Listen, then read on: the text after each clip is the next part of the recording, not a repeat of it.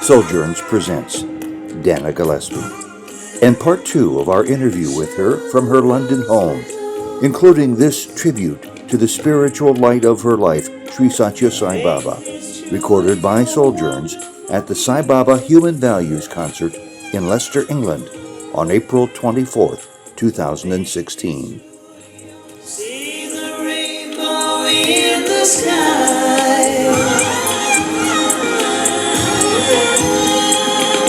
Baba walking softly by.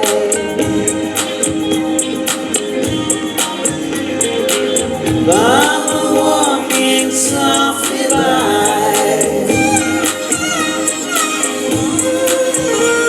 Loving everyone.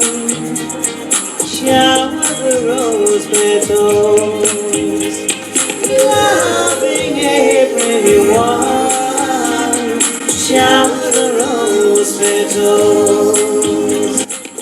In London with Dana Gillespie, we learned about her years as a recording artist, stage performer, blues singer, songwriter, and actress. And over hot tea from her kitchen, she gave us a tour of her distinctive home, a video tour that was included in part 1 of this series. Also in part 1, many of Dana's stories with Sai Baba. And in this part 2, we continue with Dana talking about Sai Baba's message coming through music. Swami made it very clear he wanted his message to go in a different form. I mean, Swami became a fan of Michael Jackson's music. Absolutely. I mean, there's so many wonderful bhajan singers. You got Anup Jalota, and you had your Jagjit Singhs, and all these great guys. And they don't need me singing bhajans, but it's quite good to take it to a different audience, because my audience is different to your average Indian audience. So then I had these wonderful boys, and we started rehearsing in the room in the house where I was staying inside the ashram. And so they'd never done this kind of music before, and every day we'd practice, or sometimes we'd be in the Purna Chandra Hall, and I'd be facing out to the empty audience place, and the boys would be facing me, and we'd be going through the stuff, and sometimes Swami would appear in the curtains behind, and he might go just like that and peep through, or sometimes down there to fool us, or sometimes up there, and the boys would see this and they just drop down their instruments. I think, what's happening? Then I'd turn around, then I'd see that he just let us know that he was listening. So anyway, one day he said, I'm coming to the rehearsal at the house, don't tell anyone, but I shall be there Thursday. And we had the performance 2 days later. So I had to tell the lady of the house everything was spotlessly clean. The boys were told, so we all sat in the room, we were all practicing the songs. And I'd already said to the boys a few days earlier, when we do the concert, I introduce each of you by name, because that's the Western way, with respect. I've always hated the way that some of the artists would have appeared often in Puttapati, and they never introduced their musicians. A singer is nothing without their musicians. So these guys were doing all the work, so I was going to introduce them, and they all they said, no, we're Swami's boys, you can't possibly introduce us by name. So I thought, I'm not going to do that. I have to introduce them, but I wasn't going to say anything. Swami arrived, goes and sits down on his chair in the practice room, and the first thing he says is, when you do the concert, she will introduce each of you by name. So the boys giggled. He just has shown me so many times that he's the omnipresence thing is there. This was 76th birthday. Okay. So, no, I hadn't, before the 70th birthday I'd been ignored, but once the 70th birthday was over, then everything changed. Okay. Well, Swami saved my bacon many a time, because as you probably, I think I told you this the other day, when I'm singing, be it bhajans or anything, I can't keep still. I'm always moving like this, because music is my God, is my master, and this is the biggest love I've ever had, apart from Swami, has been music. And I'm always going like this, and I'm sure that a few people were somewhat horrified, mostly probably Indians. But one day Swami came out and said on the men's veranda, look at Dana, she's always going like this. He did that? He did me better than me, of course. and I can't hear music with some part of my body even if it's not physically tapping, I've got a tap going on in my head. Even as we speak, I've probably got some sort of melody going on. I think it may be a mild form of autism, actually. You can't mess up with Swami. Everything has to be right. But I am a professional. I've been doing this since I was 15, so that's 52 years since I started. I'm never nervous. And he said to me about, I suppose it was about 18 years ago, I can't remember, 18 years ago, he said, I'm going to give you spiritual diamonds and you will take them all over the world. I had no idea what he was talking about. What was he talking about? Well, within a year, I started getting invitations to go and sing in various places. So I did a lot of concerts all over Russia. You're talking about commercial concerts or Baba it's concerts? Baba stuff. Okay. Which means no money. Yeah, that's right. Which means no Pay your own money. way. Take time out from your normal work.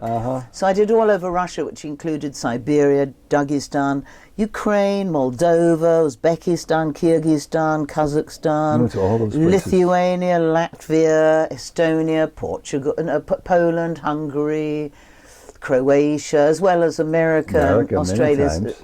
But so wherever anyone was nuts enough to ask me, I found myself going because, you know, I don't have a family. Music is my family. Well, mercifully, I'm going to touch some wood here.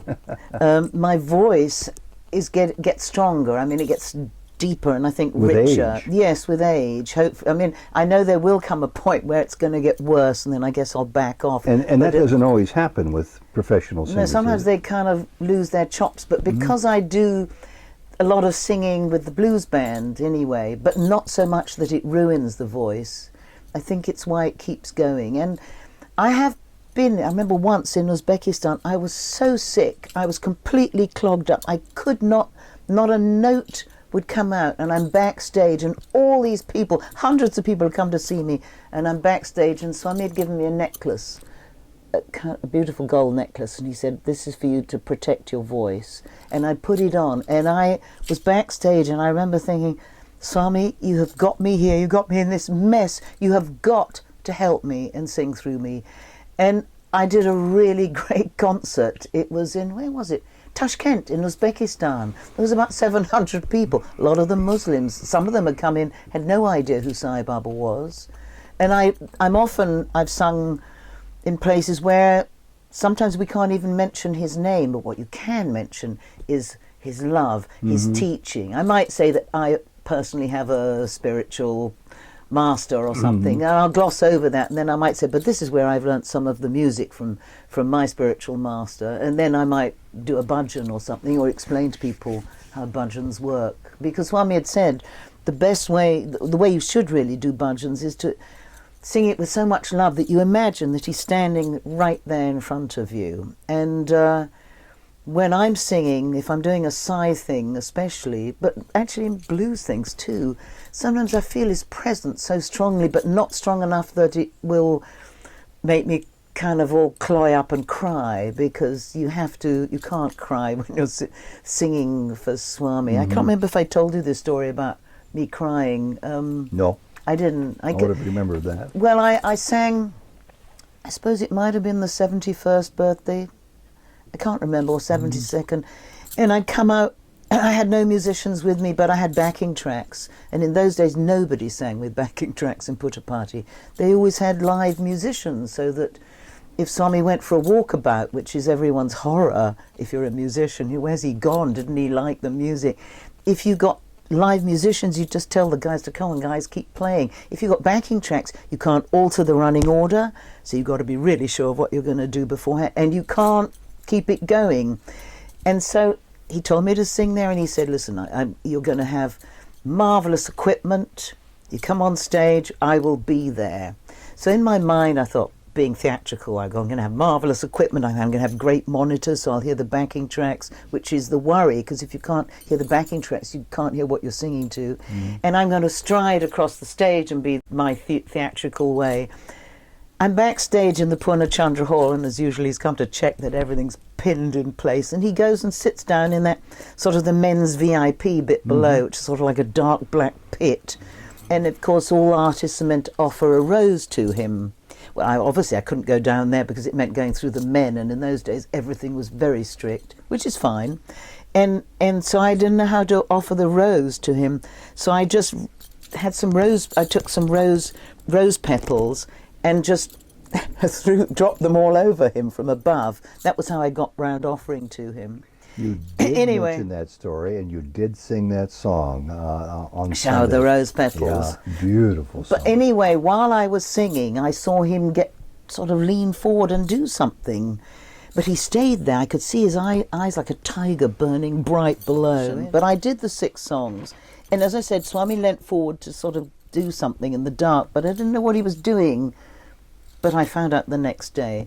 After the concert, he came up and he gave me something, actually. He gave me a little necklace, but he came up, I'd never seen him up close. He was so tiny. I forgot how tiny he was. And then the concert was over. And by the way, it was at this concert that I did a bhajan with a disco beat. And some of the students, or maybe they were just foreigners, were at the back of the hall up and dancing. Like the Bee Gees concerts. Well, they danced to bhajans, and I have sung this bhajan in many countries now, especially the Russian-speaking territories, where they're so free with their heart and soul. They all get up and dance when the bhajans are on, but with full heart. I think Swami just wants us to feel good. Anyway, the next day, Anil Kumar comes walking past. He's never spoken to me before, and even after he's met me, he still mispronounces my surname and calls me Gillespie. He said, Swami, he said, I was sitting on the floor by your concert last night. Swami said, look at her. She's not just singing, she's experiencing the bliss. And then he sauntered off. And I walked away thinking, that is the most nonsensical sentence ever, because when I have sung for Swami, I have no bliss at all. He switches it off. If I would sing with bliss, which is how I am during rehearsals, when I'm on my own and I'm singing and I'm feeling and I'm thinking about him, I'm in floods of tears and I can't get one single note out. I'm a complete gibbering wreck. But when I've come out to do a concert, I don't sing to him, I sing for him, and there's a big difference. Even, I never used to sing with my back, so that even now where the marble slab is, where his samadhi is, most of the artists all sing facing it. I don't. I sing outwards. And even when he would be sitting there on one side or the other, most of them would face inwards. I don't, because he wants me to do a job of work. Entertain, make people feel good, and hopefully stir up some things in the inner recesses that will remind people what we really are, and how we should conduct our lives. And I know many people were going to have, would go in for an interview or with a great shopping list of questions. I never had a question. I never asked him anything. I was just content to just be there, because I know that he knows everything and I probably don't. But one time he did say to me, look, do you want to ask me a question? And of course I couldn't think of anything intelligent. That's not unusual. So I said to him, Swami, what's the point of this all? Meaning, what's the point of life? And he just looked at me with a twinkle in his eye and he said 5 very important words. And I repeat this often and often. Play the game, be happy. You said that on Sunday, and I took. Oh, did I say that on Sunday? Did. Play the game, be happy. It's you did I? On stage? I can't remember. Yes, I never know what I say Your on patter, stage. I could tell, is very spontaneous. It's unedited, and it comes probably at the strangest times when you're not even thinking about it until you're saying the words. I mean, I know a little bit about that. I never know what I am going to say, and I never know what songs I'm going to sing, which drives the poor sound man up with the computer with my backing tracks crazy, because they say, well, give us the song list. I said, I can't. I have to wait till this inspiration comes, so I never know what I've done. Once it's done, it's over, and I've moved on to the next. First time I heard you, I promised myself I would not say this because I have to attempt to approximate what it was that I heard in Chicago. I didn't know who you were. This is many years ago. Don Mario Mazzoleni was there, the Catholic priest who wrote marvelous man, who died, and he was the one I interviewed because I had the opportunity to. People told me he was dying, and he died shortly thereafter.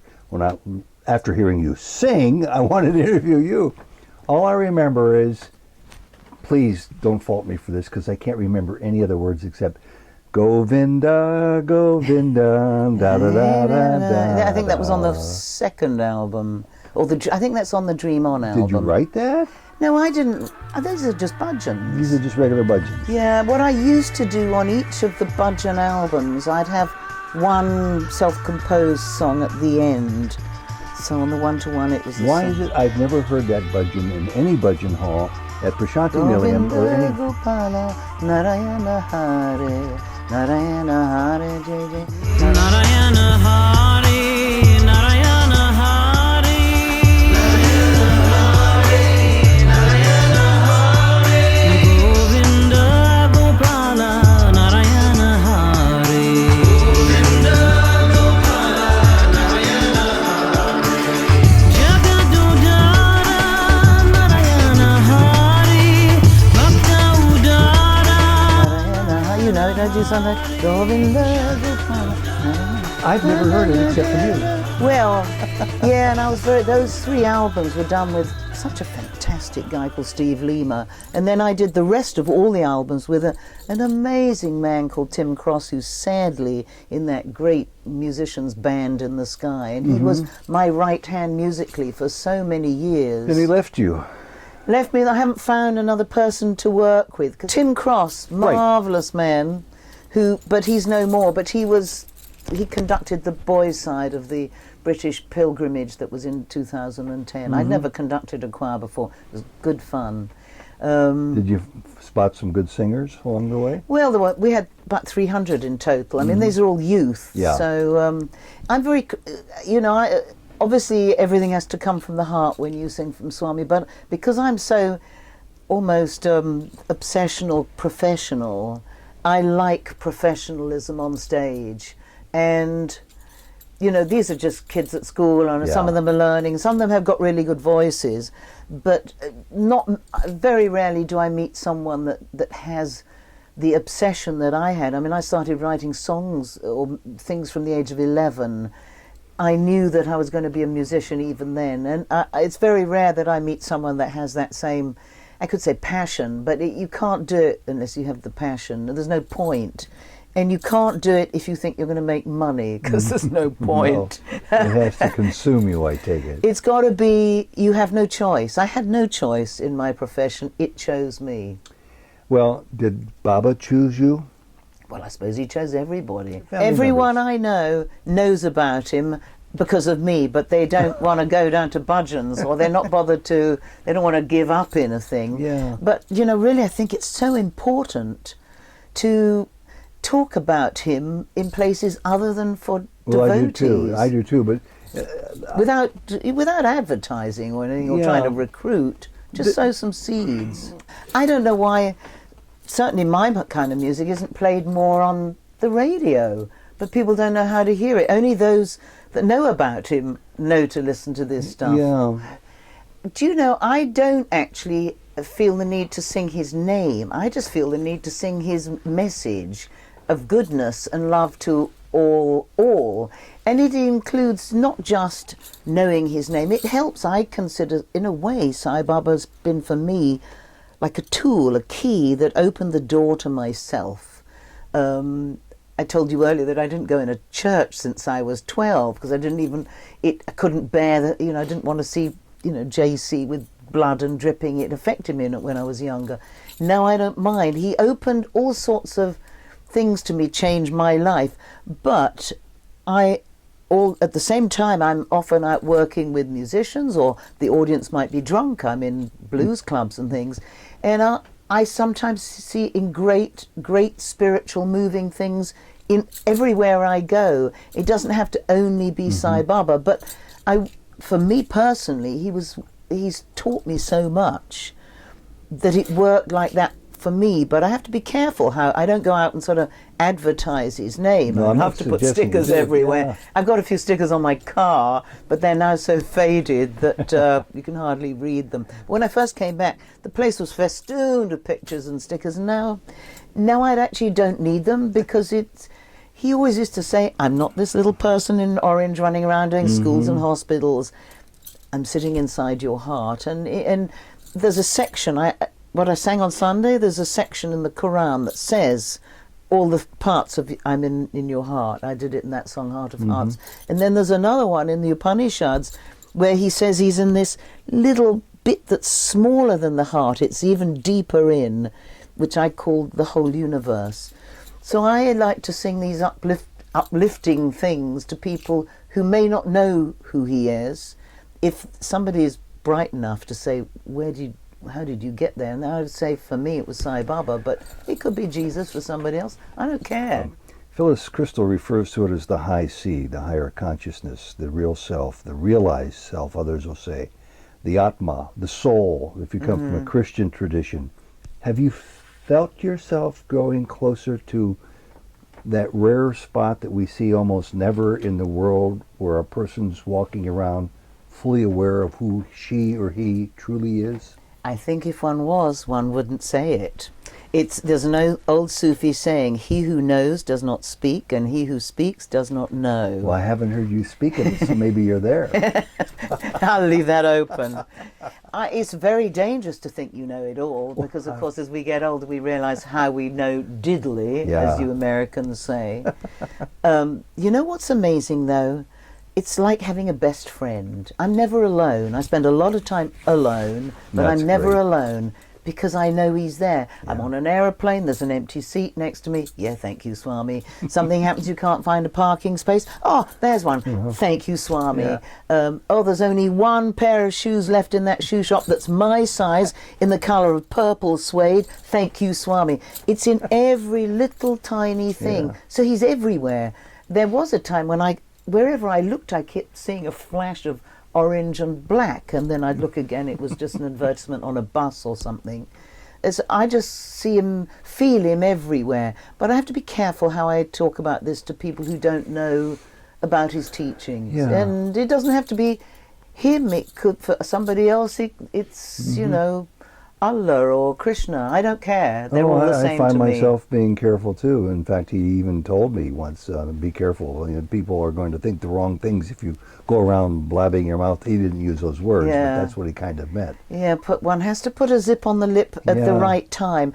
But I am very much I like the way that one should just be, and this should be the message, as in your life is your message. Well, isn't it a lot easier for a person like you, who have found your passion, and it's with words, body movement, radiating energy, love that comes from deep, deep, deep inside, coupled with Sai Baba, who's your best friend, obviously. You make it look so easy because it's got to be easy for you to radiate this true self. Whereas for the rest of us, we're hung up on protocol. No, but I think I'd probably feel it too, even if I was cleaning lavatories or cutting vegetables. That for me is how it has to be for inner thing, you know. And I'm lucky enough to have, in a way, I always felt that I chose my parents, not the other way around, because I had very liberal and amazingly intelligent parents. Well, I think that's what they say today happens. You choose your parents before you incarnate. Well, one has to be careful, though, not to sound big-headed to say that. But when I look back, in retrospect, it's easier to say this. I couldn't have asked for better parents who let me do what I wanted to do when I was 13, let me leave a normal school to go to a theatre school. And I know that I had Swami's help then. It came in a different form then, but I was really lucky.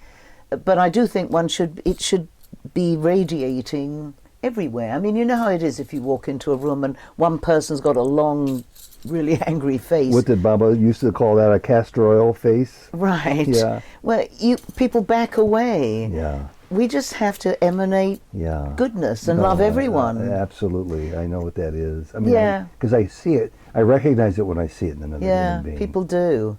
And it's so easy, and the more you recognize it, the more it becomes part of your life. Okay.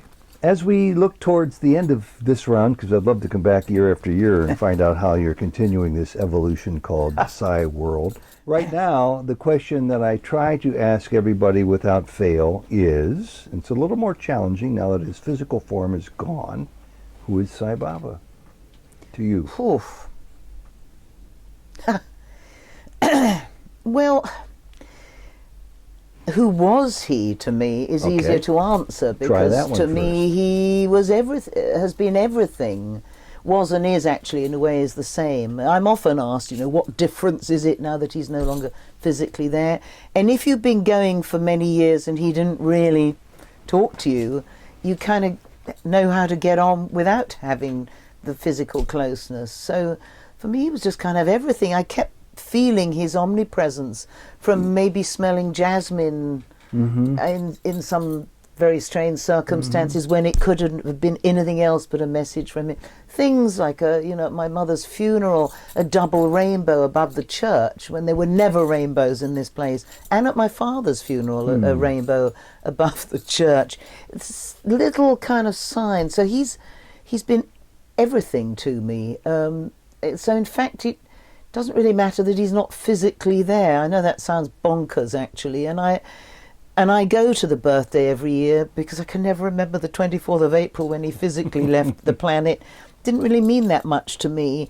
Much more was his birth date, and even that, I know. He always said, nobody needs to go there. It's quite nice to see your old friends, and it's nice to sit and reflect. But I feel him wherever I go, in everything I'm doing. It sounds, after listening to you talk, that he revealed himself to you as man, friend, as this animated spirit being, in ways that he may not have revealed himself to everybody. I think everyone gets a different deal with him, that's for sure. What he did was he gave me the opportunity to sing for him. That's all I ever wanted. I've never wanted gold, money, husband, children, whatever. I've only ever wanted to sing. He granted me the greatest wish on the planet, and to sing when he's swinging on the jeweler, on the swing thing. I couldn't ask for more. And if on my last breath somebody would say, look back on your life, what is some of the greatest moments, or the greatest moment, it's been singing for him. And, really? And yeah, because it's, what an honour, what a buzz, but not an emotional thing. It's just great. It's great to get out and sing to 25,000 people. 70th birthday, there were about 1 million people, so I'm told. Bigger than Woodstock, but it just looked like a kind of sea of humanity. Yeah. So he gave me what I wanted. You have to be careful what you want, of course. You say you'd never get nervous when you're singing. Did you get nervous on that day?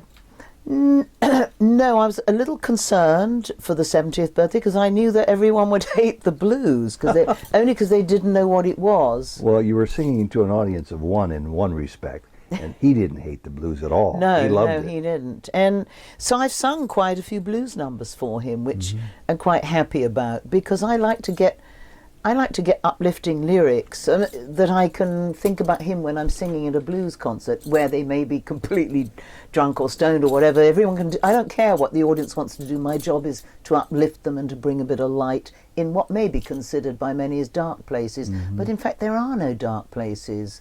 Not really. That's it's the all ultimate message, yeah. It's all him. So that's how I see it. But my job is to uplift hearts and entertain, and I can only think like this and do it with the backing of him sort of sitting in the back of my head. May you find free parking spaces for the rest of your life. Yeah, that's called the parking angel. You have to have the parking angel when you live in a city. I nearly never get the car out. Now I live in London, and when you get over 60, you're given a thing called a freedom pass. I go everywhere by bus. Oh, you do? Yes. You got no time things. You sit on the bus, you watch the world go by, and you get to think about that's Sai Baba and humanity. Dana, this has been for me personally a fantastic experience. Oh. Earlier this day I interviewed Phyllis Crystal on her 102nd birthday coming up in a couple of days. Phyllis, yeah. And this is the closing act for me for today, and it's been just a rare, exceptionally beautiful, wonderful, fantastic event for me. Actually, you know what I want to give you, Sure. and I'm just, where is it? It's sitting up there, Santosh. You see, there's a book there. Yeah, that. I'm going to show it to you on the screen. No, he's going to pass it over. There's this. This is called Mirrors of Love. Da-da! And it's all uplifting sayings and amazing artwork from that friend who just called me a little while ago, who just had a pacemaker. And Swami told me to print it. He looked at every single picture. He spent about half an hour looking at every picture that this amazing artist Jörg Huber had done. a lot of these paintings on these walls are done by Jörg Huber. So he said, print it, and it's uplifting stuff, so I want you to have it. I'm just trying to look for he stopped on one picture longer than all the others. Well, I hope you find it. Yeah, there. no, it's this one. I don't know why. Let me see. He said, it's this one. He's kept looking at this picture, and he kept Are those pointing. cats? He pointed to the orange cat, and he said, "That's him. That's him." Yeah. I have no idea what he meant. Well, he's standing erect. He's being adored by his fellow cats, and they're ready to take off for the moon. That's what he meant. Maybe I'm a cat person, and anyway, this is for you, Well, this Ted. is for me. Thank Yeah, you. so he told me- I take it. I'm very, very honored and Well, I know. filled No, with it's admiration. No, it's one more heavy thing to weigh down your luggage. I'm sorry, but he told me to print it, so I did, and I made a CD out of it that I sang with his boys. I think for the 76th birthday. I think I did Mirrors of Love. Well, the I music. like the connotation of the title, Mirrors of Love. Yeah, because that's what we are. Yeah. You know how I said we walk into a room and there's somebody who's angry. People react. We are all mirrors. I've known people who've gone in to see Swami who've gone in angry, or they've come in wanting something, and you have to be careful because he's a mirror. He might sometimes give us what we've come in with. Furthermore, he wants you to be a mirror. Phyllis said just today that what she takes away from Baba's messages, the two biggest things he wants is for people to do good seva, which Yes. you do all the time, and to love. But my view is it begins with loving yourself first, and you become the mirror to other people. If you do not love yourself, Yeah. it's very difficult to give the right kind of love out. Yeah. And it's not saying that big-headedness No, or no, something. no. It's just, Swami himself always said that probably the most important attribute any person can have is self-confidence. Because if you don't have that, you haven't got the strength to go out and do your duty to help other people. Yeah. Sooner or later, we're given the opportunity to learn it, and if we don't, I think we're destined to come back to try again. Oh, I don't even like to owe somebody 2 pennies because if I haven't paid my bill instantly or paid whatever I owed, I may have to reincarnate just for 2 blasted pennies. I want to clear the slate every day and make sure that I'm kind of as okay as I can be. Dana, I'm a few years older than you, so I can say this. God bless you. Thank you. We love you. And Thank you. Thank you so much in Sai Ram. Oh, Sai Ram, Ted. I'm Sai saying Ram. it into the Sai Ram to everyone Ram, else Sai who's Ram. watching this. Sai Ram. Peace and love and 5-star hotels. Shower the rose petals, shower the rose petals. Lord of the universe is walking towards us. Lord of the universe is walking towards us. Shower the rose petals, shower the rose petals, shower the rose petals, shower the rose petals. Lovely fragrance from the roses, lovely fragrance from the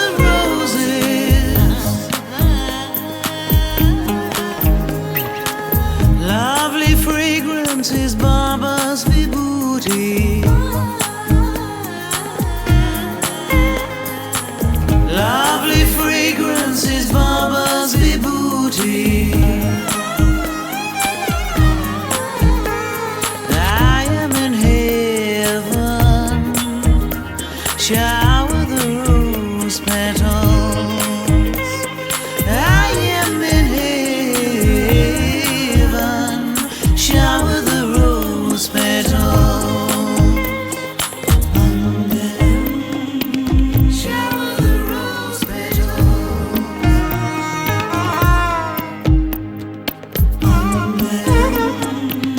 Shower the rose petals.